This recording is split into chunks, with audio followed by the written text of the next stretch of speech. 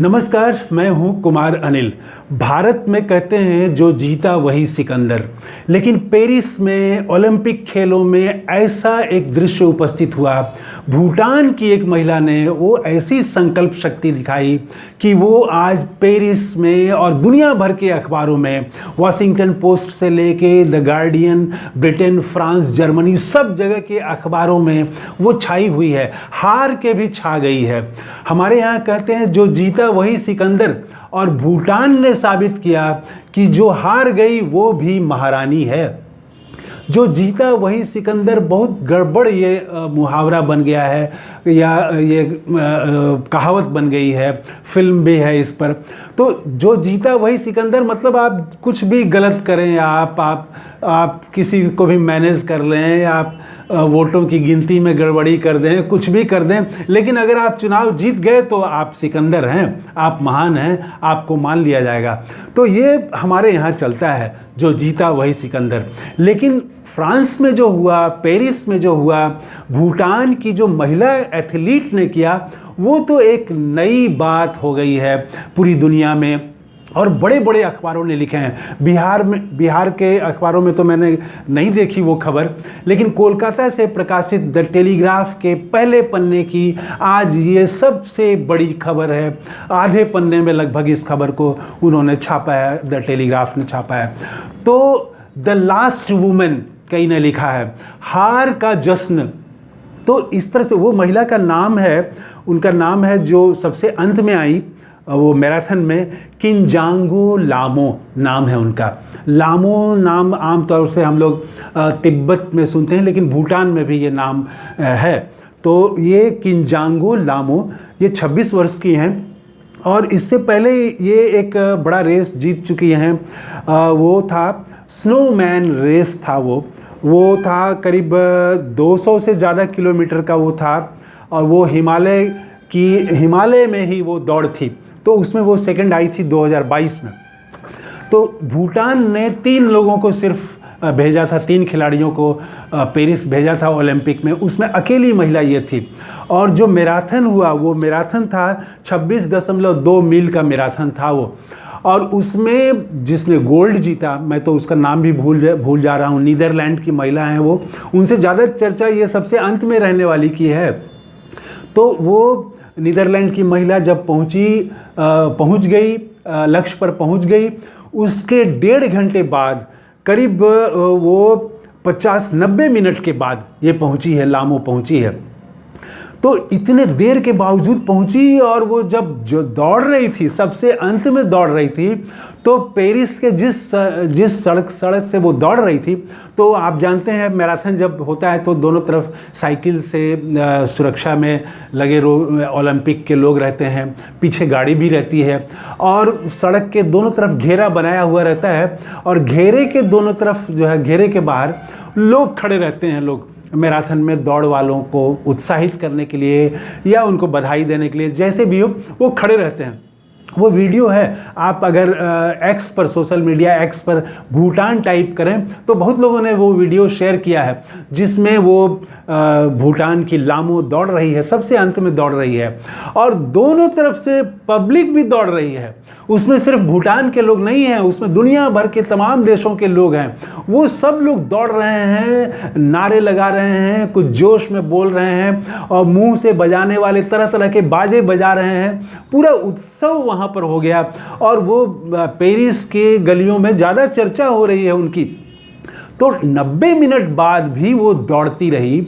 ये सबसे बड़ी बात है, ये उनके संकल्प शक्ति को दिखाता है, उनकी दृढ़ता को दिखाता है, और उनका जो भी परिश्रम है, जो स्ट्रेंथ है, स्टेमिना है, उसको दिखाता है खिलाड़ी के। लेकिन जो पब्लिक ने किया, जो अखबारों ने इतना महत्व दिया, जो समाज जो है वो उत्सव मना रहा है, ये बहुत खास नोट करने वाली बात है। हम लोग विश्व गुरु भारत को बहुत सारे लोग कहते हैं, लोग उनको यहाँ पर गौर करने की ज़रूरत है कि हमारे यहाँ तो जो सिल्वर मेडल तक जीती विनेश फोगाट, और वो 100 ग्राम उनका वज़न बढ़ गया, फाइनल में वो खेल नहीं पाई, उनके खिलाफ कितना अभियान चला, और अश्लील टिप्पणी तक की गई कि 100 ग्राम वजन कम करना था तो ये कम कर लेती, तो अश्लील टिप्पणी की गई।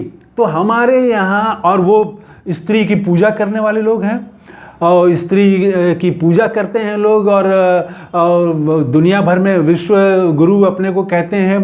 तो ऐसे लोग जो हैं वो विनेश फोगाट को ट्रोल कर रहे हैं, गाली दे रहे हैं, अपशब्द कर रहे हैं। और जब वो संघर्ष कर रही थी उस समय तो क्या क्या कहा गया और किस तरह से सड़क पर घसीटा गया वो हम लोग सब जानते हैं।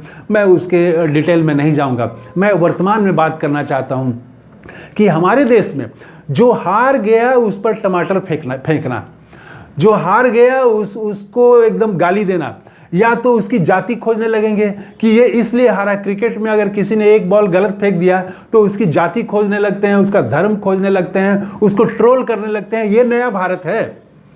ये नए भारत में और किसका देन है, और ये पिछले 10 सालों में बढ़ा है। खास बात यह है, और इसका राजनीति से गहरा संबंध है। तो ये ट्रोल करने वालों का जो भी हार गया, पिछड़ गया, पीछे रह गया, उसका मजाक उड़ाना, उसको गाली देना, अपशब्द कहना, उसकी जाति पर जाना, उसके धर्म पर जाना, हम एक ऐसी परंपरा को बढ़ा रहे हैं। भारत में ऐसे लोगों की संख्या आजकल काफ़ी दिखती है सोशल मीडिया में, उनको ट्रोल कहते हैं लोग। तो और ये घर में भी आ गया है। घर में भी अगर बच्चा टॉप किया तब तो बहुत अच्छी बात है, मिठाई बांटेंगे मोहल्ले में और केक काटेंगे कि टॉप आया, इतना % नंबर आ गया, तो 99% नंबर आ गया, 100%, तो खुशी मनाएंगे। लेकिन अगर बच्चा फेल कर गया तो पूरे गार्जियन का मुंह जो है वो लटक जाएगा, माँ बाप का मुंह लटक जाएगा।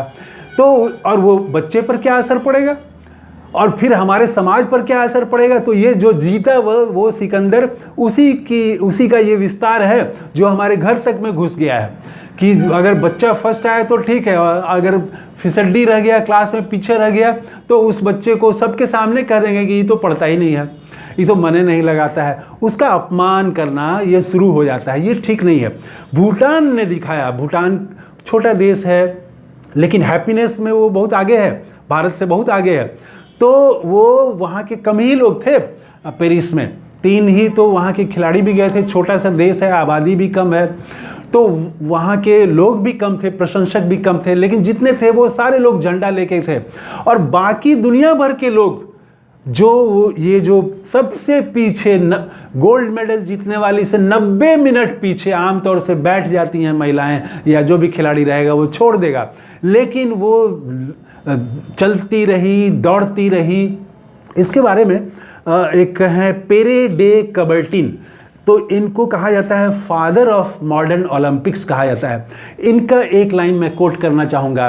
इनका ये कहना है कि ओलंपिक में मेडल जीतना बड़ी बात नहीं है, बड़ी बात है ओलंपिक में भाग लेना, ओलंपिक में शामिल होना।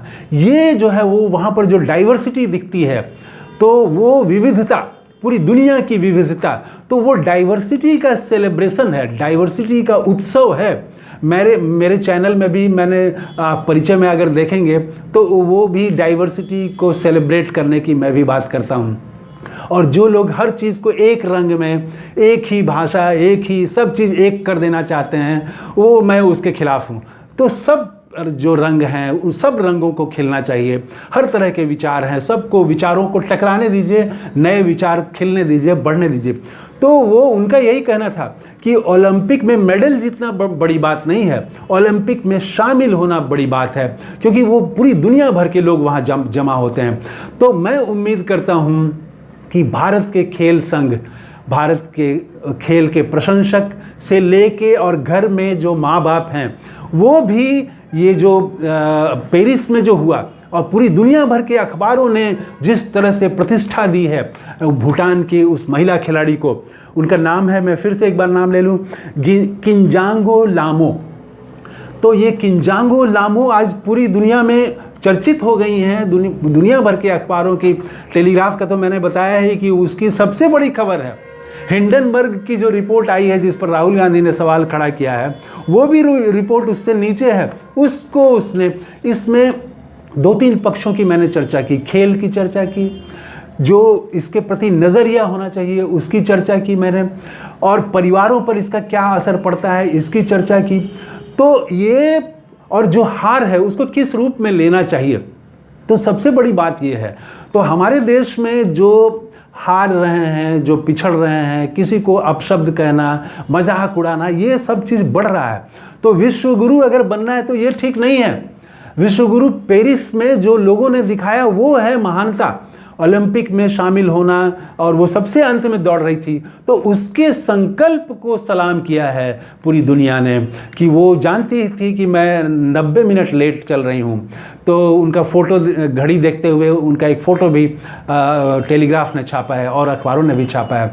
तो मैं तो यही चाहूँगा कि विविधता का सम्मान हो, और भूटान ने जो राह दिखाई है कि हार पर किसी का मजाक नहीं उड़ाएं, हार को भी जीत बना दें, तो वो तो पेरिस के अखबारों में और पेरिस में वो नायिका बन गई है लामो। तो लामो को मेरा भी सलाम। कैसा लगा ये वीडियो कमेंट करके ज़रूर बताइएगा। थैंक यू, धन्यवाद, जय हिंद।